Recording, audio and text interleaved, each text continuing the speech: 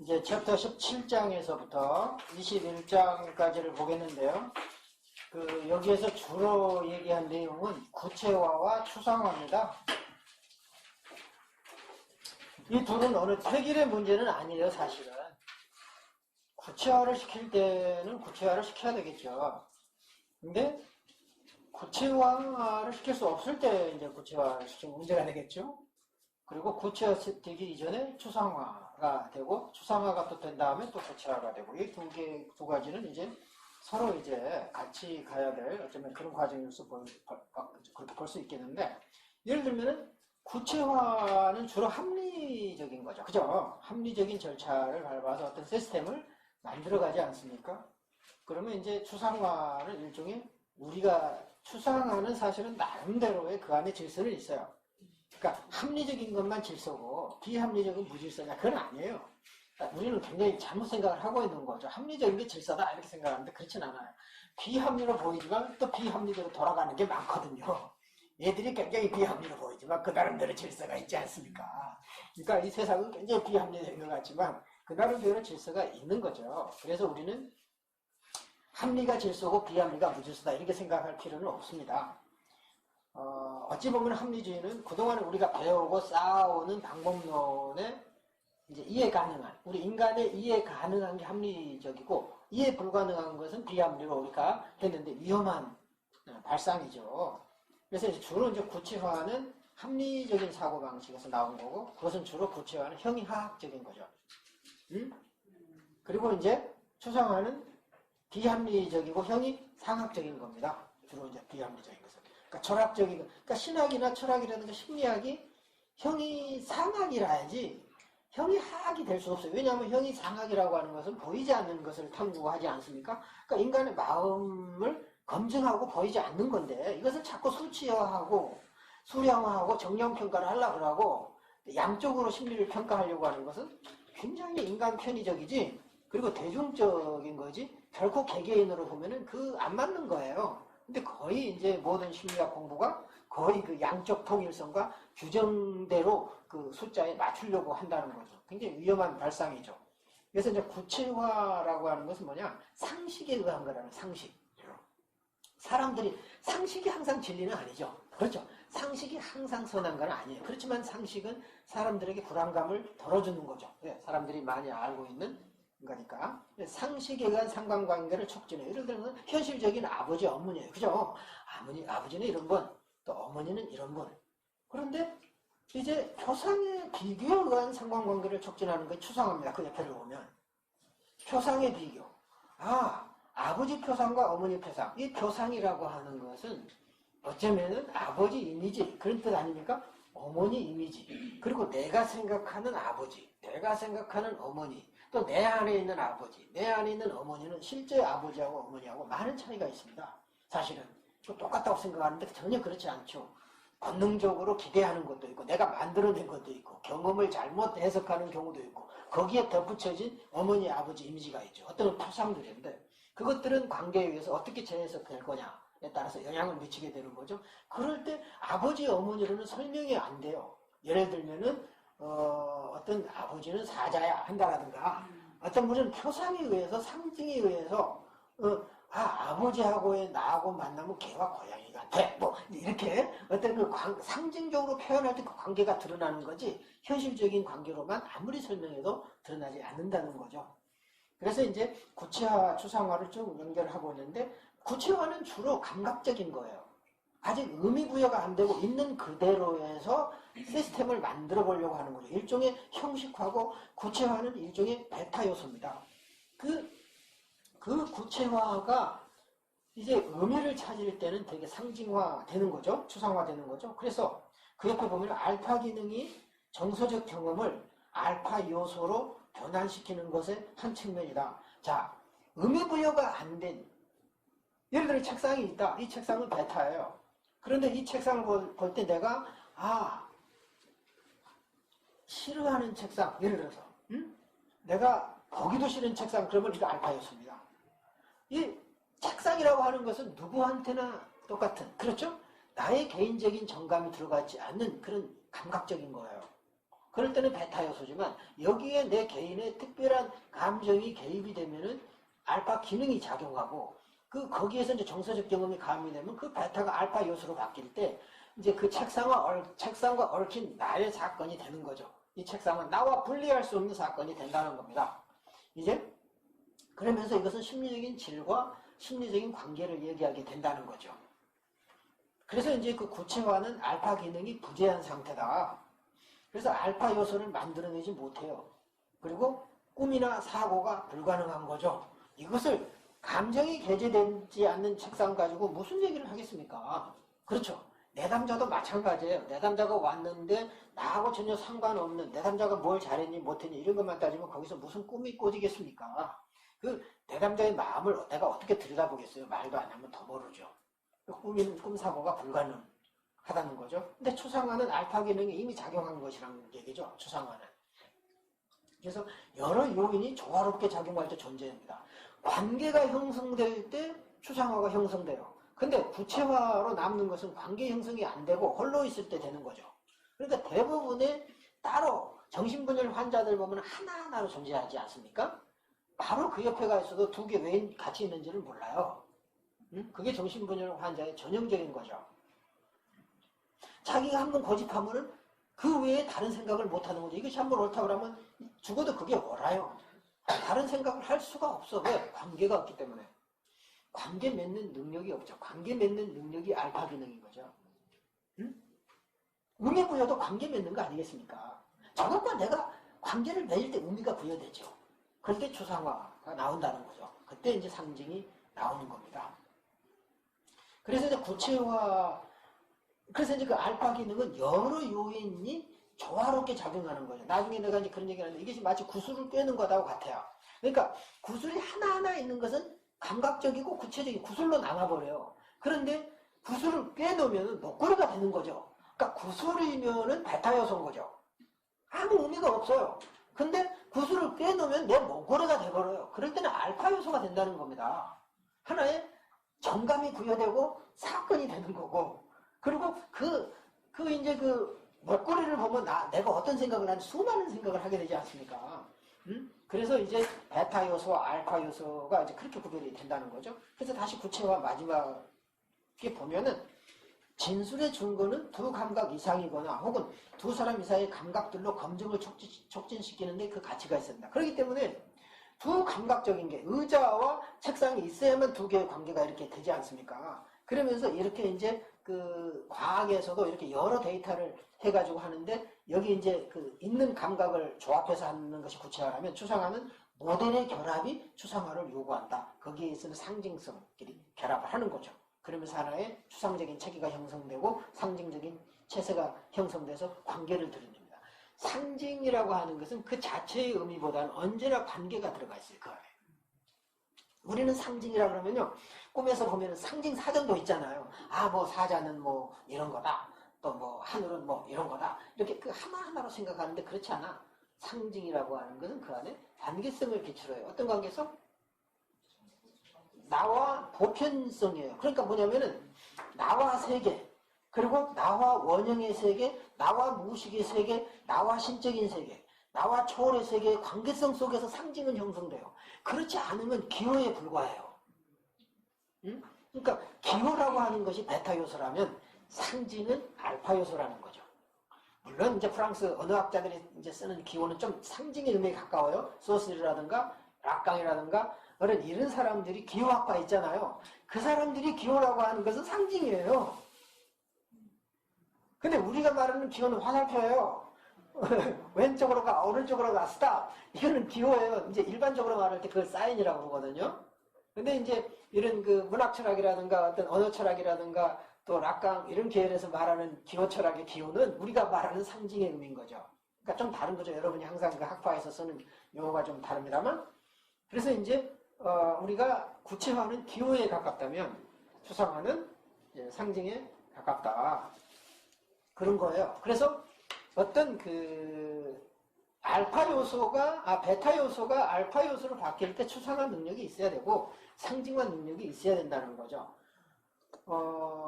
내가 그랬잖아요. 지난번에 어떤 사람한테 뭘 해야 될지 모를 때, 진짜 화가는 그림을 그리지 않습니다. 그림이 올 때를 기다리죠. 상징이죠. 상징이잖아요. 화가는 무엇이며, 그림은 무엇이며, 그린다는 건 무엇이며, 그 안에 얼마나 많은 게 들어갑니까? 그 비운의 얘기가 다 들어가지 않습니까? 응?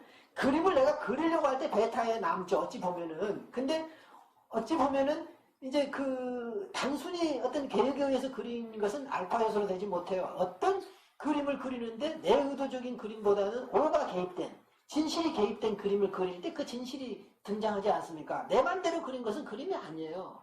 관계 속에서 그려진, 정서적인 관계 속에서 그려진 그림이라 해야 되는 거. 특히 상담 현장에서, 치료 관계에서. 나 혼자 아무리 멋대로 그려봤자 그 그림이 아니죠.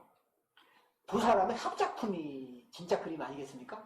그리고 그 내담자와 상담자가 함께 그리는 그림이 어떤 그림인가? 그리고 그 그림을 우리가 볼 수 있는 능력, 이것이 주역의 상으로 보면 어떤 상에 해당될까라고 한번 그려보는 것도 우리의 그 꿈꾸기, 그리고 상징과 능력을 키워준다. 그래서 내가 주역 얘기를 하는 거예요. 이 주역에 8개, 8개밖에 안 돼요.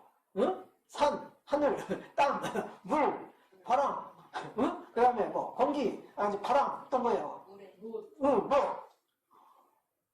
이거 뭐예요? 그 안에 그 8가지 안에 그것을 우리의 지금 내 감정을 산이라 그러면은 뭐예요? 뭘 정복했다. 그죠? 좀 뿌듯한 감정? 그리고 또 산은 안정감이 있어요, 산이. 그리고 산은 지식을 상징하기도 합니다. 산은 통찰.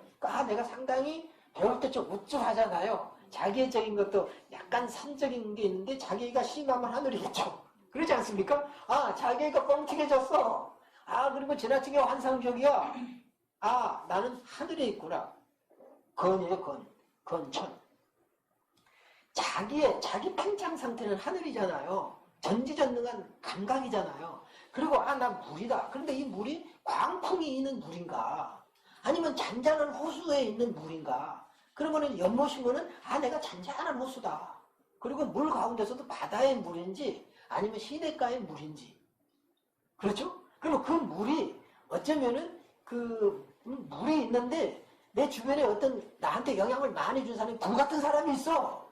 그러면 나의 그 차분함을 내가 차분하게 좀 물처럼 좀 고요하고 싶은데 불이 맨날 불 때 그런 사람 있잖아요. 막 괴롭히잖아요. 도대체 이것이 그러면은 내가 위에 있으면 그 불이 꺼지잖아요.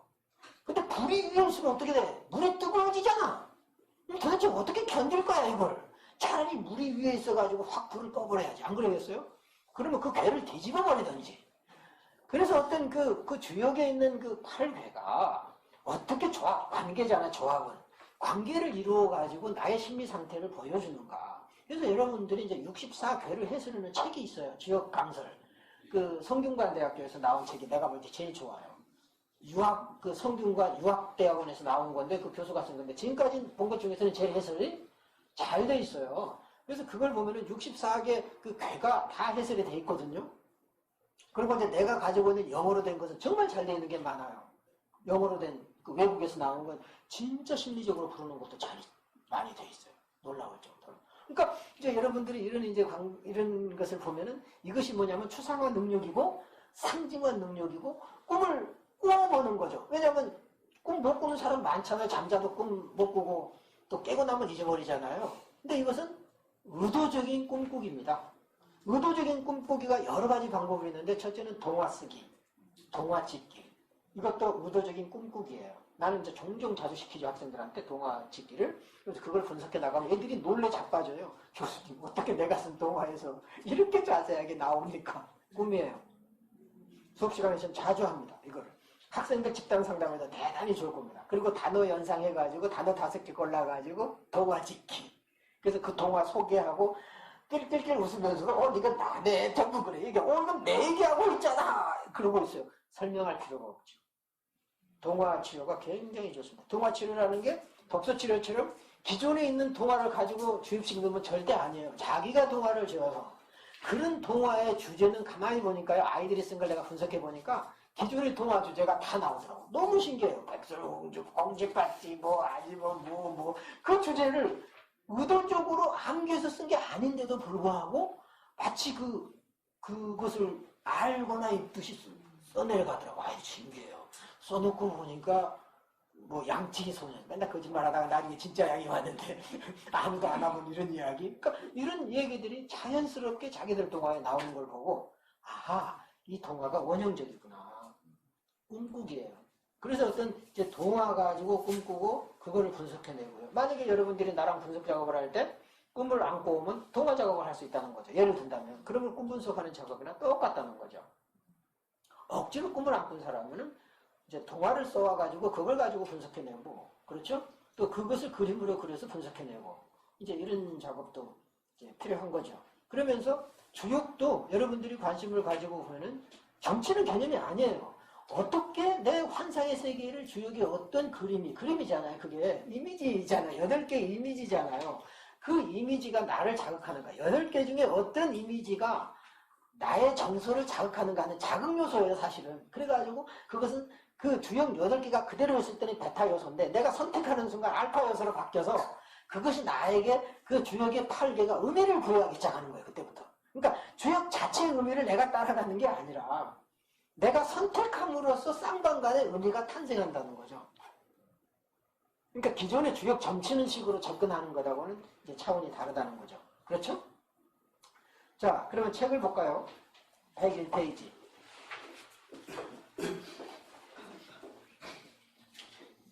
17장 101페이지 1번 보면은 내가 참여한 K활동, 즉 알아감에서 나는 내 정서적 경험을 의식해야 하고 이것으로부터 이러한 경험을 적절하게 나타낼 때 어떤 진술을 추상화시켜야 된다는 거죠. 자, 내가 저 사람하고 내담자하고의 관계 속에서 내가 K를 링크를 하고 있는가? 그럼 이 K 링크가 어떤 상태인가? 그 알아가는 게 어떤 상태인가? 이것을 여러분들이 만약에 그 동물의 세계를 보면 그런 게 참 많아요. 그 엄마들이 사자라든가 호랑이들이 새끼를 키울 때 그 새끼의 속성을 알아가는 과정들이 있어요. 그런 것들 가만히 두면서도 지들이 뭐 하나를 보기도 하고 아니면은 훈련시키기 위해서 장난도 쳐보고 어미가 그러잖아요. 그러면서 그런 것을 어쩌면은 상징화시켜서 표현해 준다면 상당히 어떤 그림이 그려지고 모델이 작용할 수 있지 않겠습니까? 그러니까 이것은 내가 구체적으로 설명하기 어려워요. 눈에 보이기 어려운데 이것을 상징화, 추상화 작업을 하면은 하나의 데이터베이스가 된다는 거죠. 응?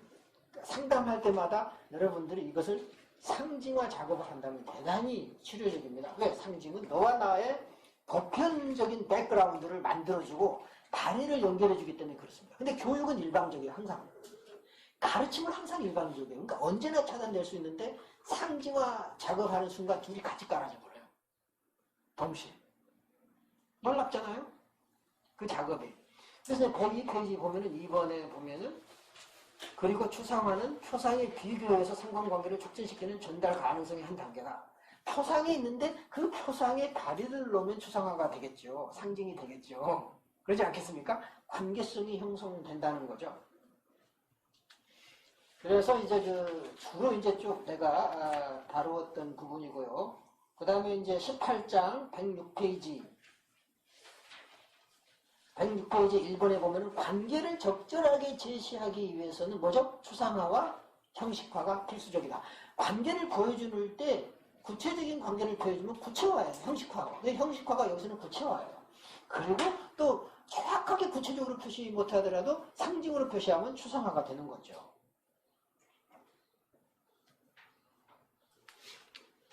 그래서 이제 이런 3번에 보면은 107페이지 3번에 보면은 경계성 정신증과 정신증 부분이 있는 사람들의 경우에는 꿈다운 꿈을 꿀 수가 없죠. 상징화 작업을 못 합니다. 정신분열 환자들은 상징적으로 얘기 안 합니다. 직바로 얘기하는데 기괴한 방식으로 자기만의 방식으로 톡톡톡 던지죠. 그 다음에 108페이지 보면은 밑에서 6째 줄 보면은 나의 알파 기능 이론에서 정서적 경험은 알파 요소로 변환되죠. 그죠? 베타 요소가 알파 기능에 의해서 알파 요소로 바뀌죠. 꿈 사고, 무의식적으로 깨어있는 사고, 그리고 마음속의 저장이 가능해집니다.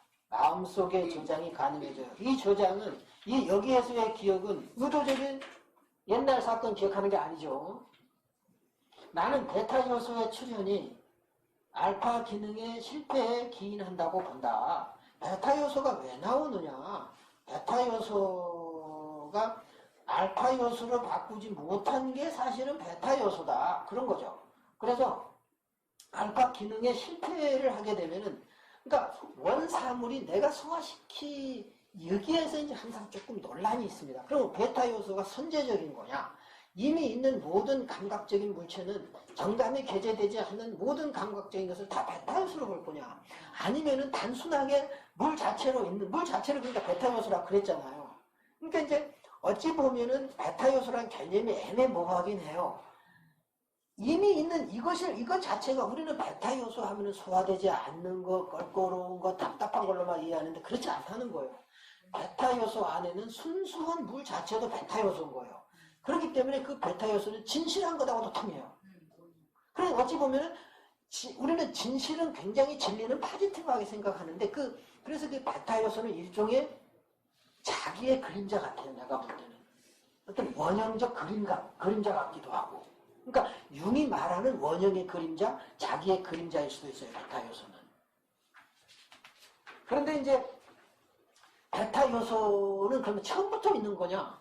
아니면은 어떤 순수한 불 자체가 있는데 알파 기능이 없을 때 알파 요소로 바뀌지 못하니까 베타 요소가 베타 요소로 바뀌는 거냐? 그러니까 베타 요소는 처음부터 없는 건데 물 자체만 있는 거고 사물 자체만 있는 건데 그것에 의미 부여를 못하니까 물 자체가 베타 요소로 바뀌는 건지 이제 문제가 될 거 아닙니까? 이것은 분명히 베타 요소가 처음부터 그러면은 피오는 분명히 물 자체가 베타 요소다라고 얘기를 해요. 근데 여기에 대해서 이제 의문을 제기한 사람이 그로스타인이에요. 앞으로 4번째 공부할. 그로스타인은 베타 요소가 먼저 있는 게 아니고 알파 요소가 먼저 있다. 알파 요소가 있는데 베타로 이제 그 알파 요소가 제 기능을 못하니까 베타 요소로 나온 거다라고 보는 거죠. 그러니까 처음에 알파가 있다는 거야. 숨어 있지만. 그런데 그것이 제 기능을 못하니까 베타 요소가 돼버린 것이 베타라고 얘기하는데 조금 비원의 이론을 좀 바꾼 겁니다. 그런데 이 비원은 그 두 개의 구별을 하지 않습니다. 물 자체가 사물 자체가 베타 요소다라고 얘기를 해요. 순수한 물 자체. 그러면 그 순수한 물 자체는 진리 그 자체거든요. 진실 그 자체. 그래서 O의 개념에도 보면 물 자체라고 나오거든요. 그러면 이제 O와 베타 요소는 겹쳐요. 그 개념이 겹칩니다.